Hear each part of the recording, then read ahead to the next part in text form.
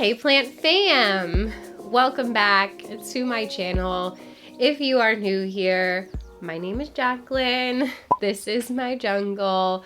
And if you're not new here, thank you for coming back. I appreciate you for still being here. So today I heard you guys loud and clear. You wanted more Hoya videos and you guys really love it when I talk to you about all the Hoya that I don't ever want to buy again. But I never tell you what you should buy instead. So today I'm going to talk to you about 5 Hoya that I don't plan on ever purchasing again, why, and then showing you some alternatives. So the first one on my list today of Hoya that I will never buy again is the Macrophylla. So this is technically a latifolia, and I'm going to put pictures here for you guys because I don't have these plants because I will not buy them. So Hoya latifolia is a very broad species of Hoya. It has tons and tons of subspecies and different cultivars and tons of different variety. Like if you were to ask me what is one species of Hoya that just has so much variety that you don't even know how many there are, it would be latifolia for sure. But the one I'm talking about today is the Macrophylla. So it is the more elongated leaf that I feel like was really popular a handful of years ago, the Albo marginata. But I'm not gonna lie to you guys, I have always struggled with this particular latifolia, and I cannot tell you why. I have so many other latifolia species in my collection that do absolutely fine, but for whatever reason, the Macrophylla and I have never gotten along, not ever. I've had that plant countless times over the years, and every single time it just does not do well for me. It doesn't grow well for me. It always ends up dying back. I cannot figure out for the life of me why this plant doesn't like me, but it's just kind of grown into like a mutual distaste that we have for each other because I don't ever plan on buying one again. It's one of those scenarios where a plant has just, you've had so many negative experiences that when you see it, you just have like no desire for it. But like I said, thankfully, you have hundreds, if not more than that, different latifolia species to choose from. So I don't necessarily even really love the shape of the Macrophylla. Something I love about latifolia is how big and round their leaves tend to be. So you guys should know which my favorite latifolia subspecies is, and that is the Hoya Sarawak. So this is the Hoya latifolia species Sarawak. This comes from the Sarawak region. And I absolutely love this one. I don't know what happened to this leaf.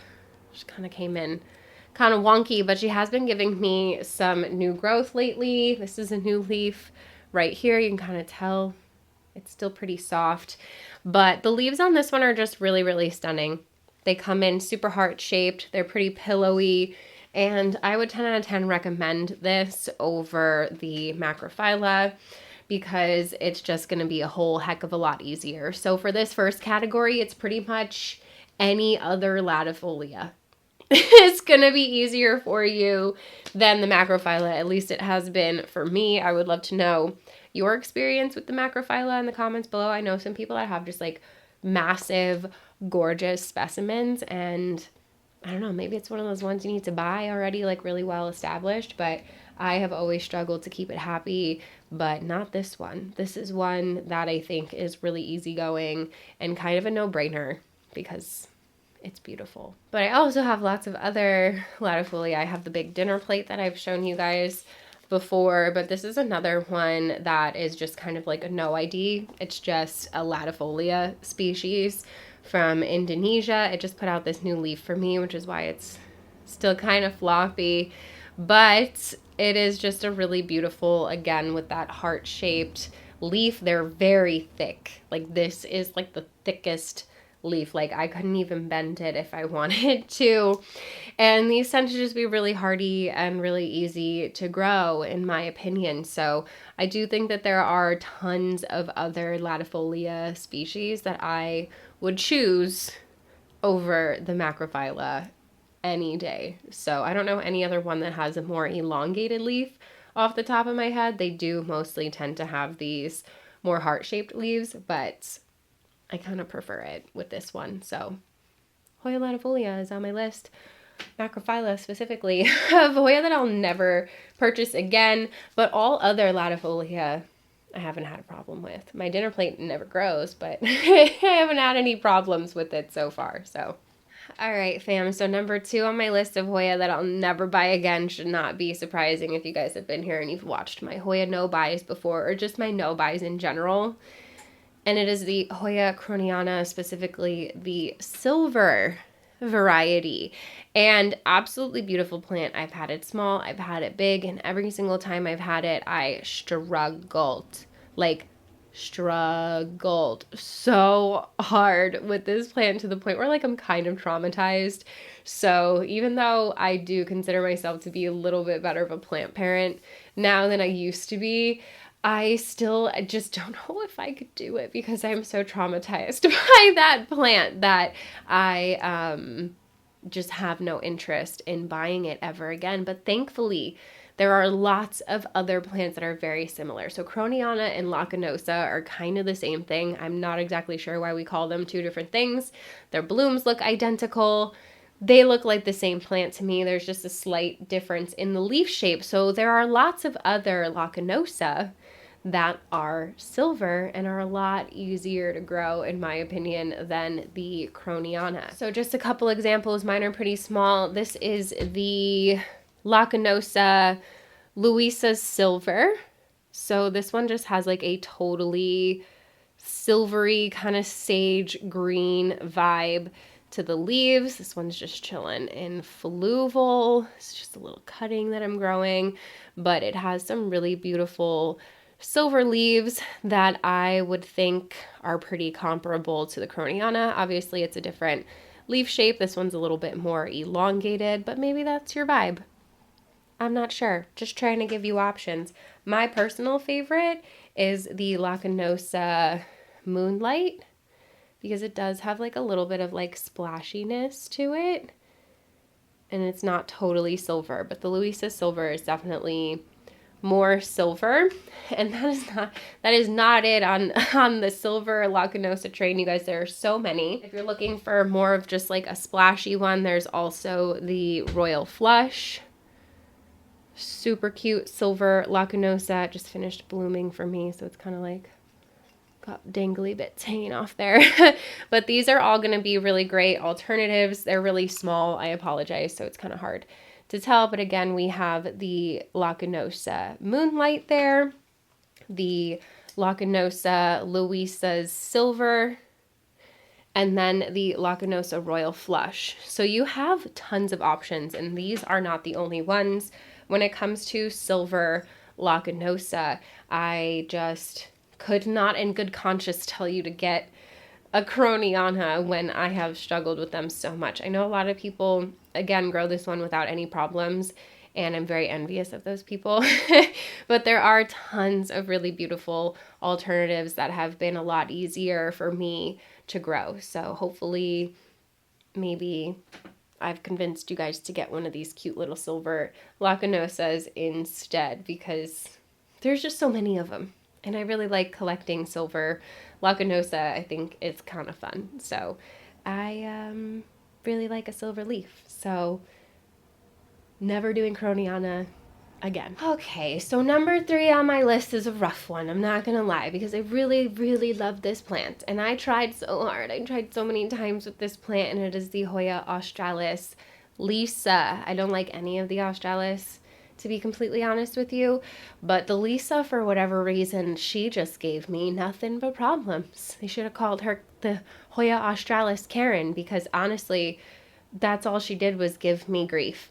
So I tried so hard to grow this plant. I tried 2 or 3 separate times with different specimens, different sizes, and it just never worked out for me. The leaves would always get mushy and rot on me. Like, I just could not get the watering down right with this plant to the point where I'm just done with it.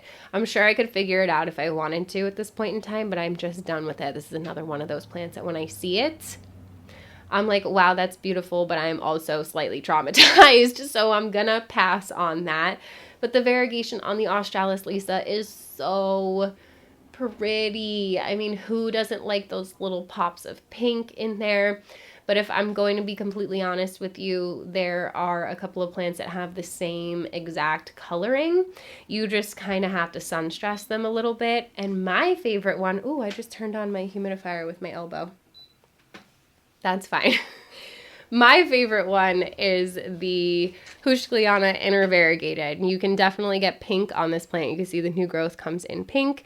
But if you put it in bright light, you'll get a blush pink on the creamier parts of these leaves as well. And I do think that it has kind of a similar like rounded leaf shape to the Australis Lisa. So that is why I picked this one as my number one alternative. If you were looking for an Australis Lisa, if you like the colors of the Australis Lisa, I would recommend this one, the variegated Weyetii. You can get pretty pink as well. It's just a totally different leaf shape. And then the second one that I would recommend is actually the Hoya Carnosa Crimson Princess. So that is the more inner variegated Hoya Carnosa, and it can definitely get the pink on the leaves as well, same as this one does if you give it bright light. So you have options. There are definitely options for the green, creamy, pink combo that the Australis has. And honestly, I think this one's way cuter.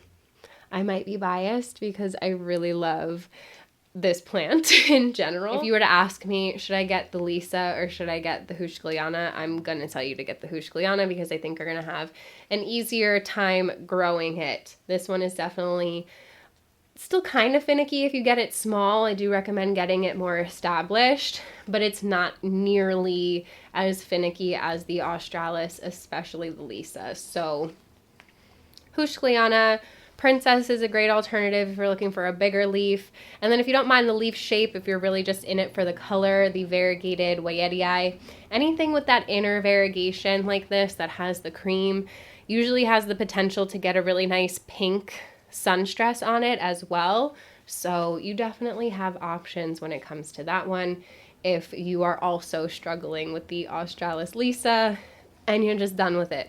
I don't ever plan on buying one ever again, and I don't blame you if you never buy one either. Okay, so I feel like number 4 might trigger some people because people really love this plant, and I really love this plant too, but for the life of me, could never really grow it well. And it is the Hoya parasitica black margin. You'll also see it labeled as verticillata. They're the same thing.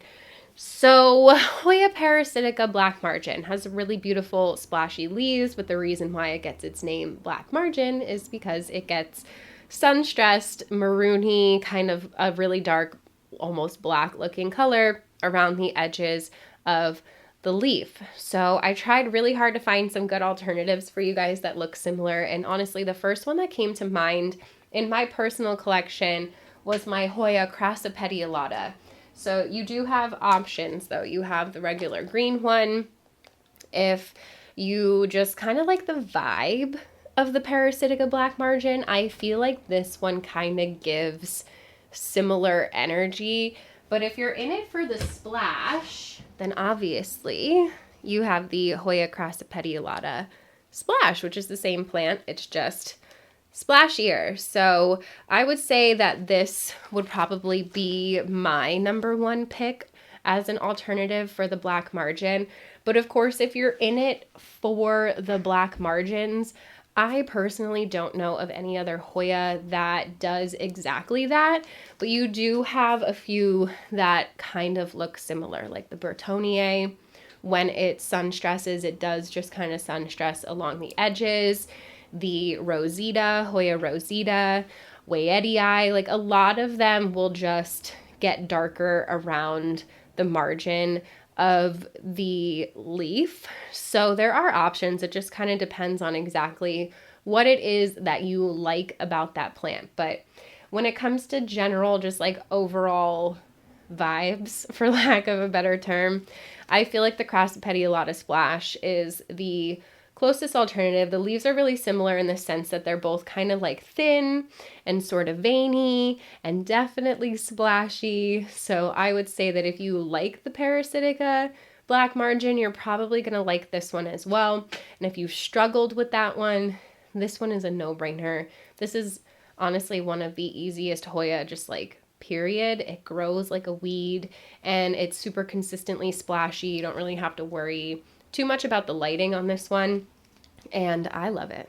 So I would recommend this one over the parasitica any day. I'm not really like a huge fan of any species, subspecies of parasitica or verticillata and wilburgiae and all of those that are honestly the same.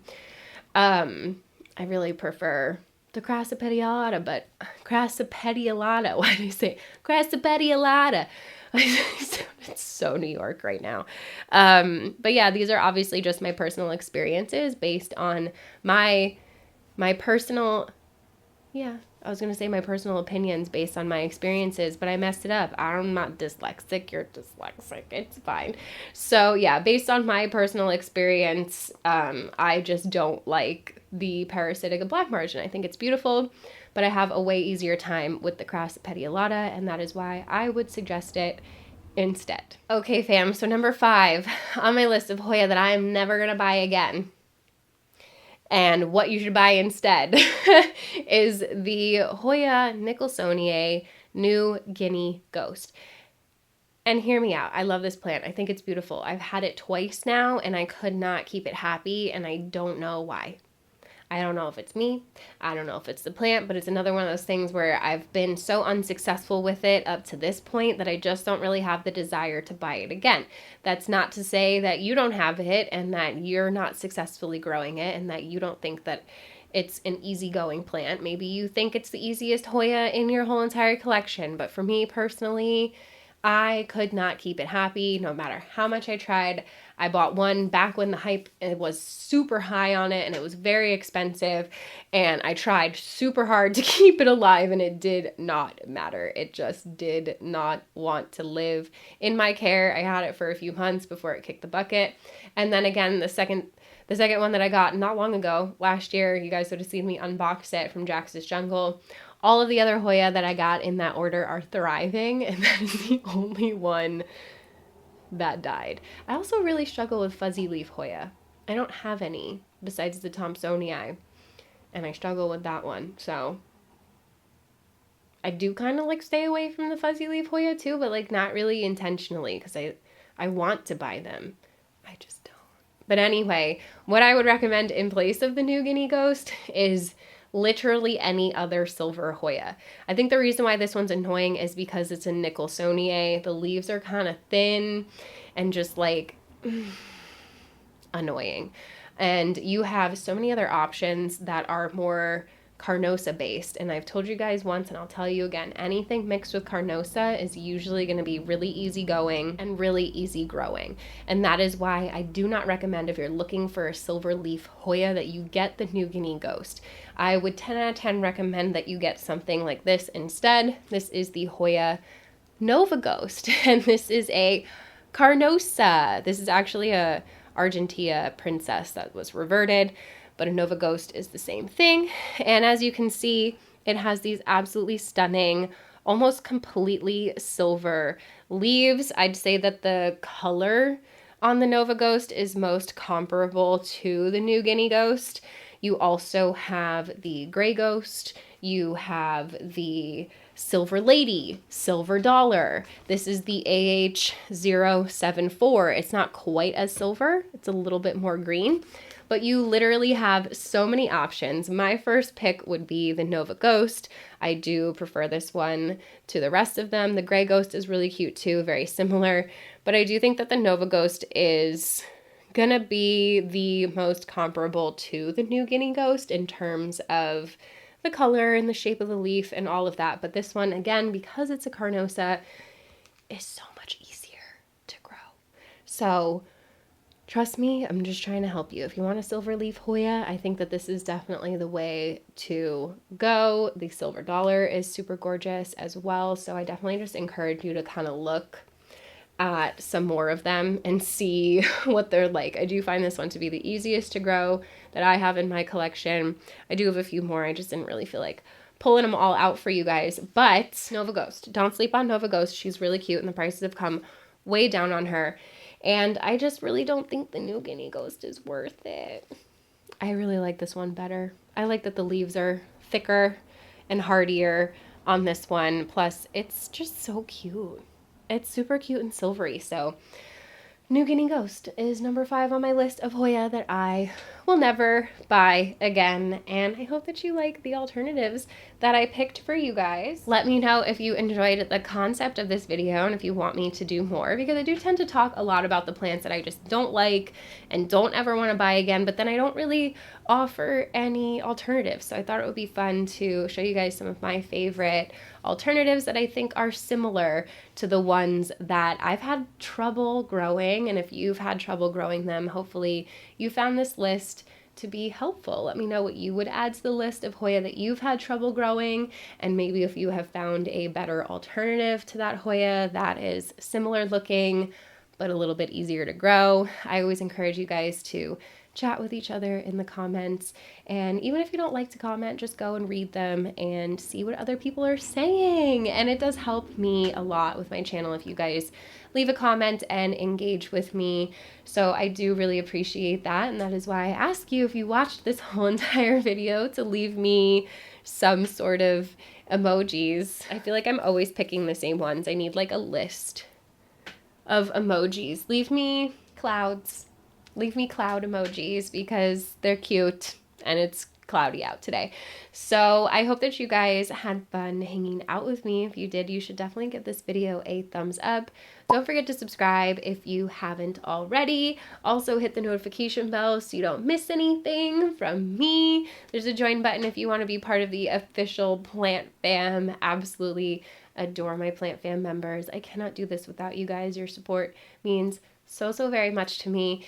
And if not, there's a super thanks button. One of the best ways that you can support me though is to go and check out the stuff that I sell. I also have tons of affiliate links with discount codes in my description box if you guys are looking for plant supplies.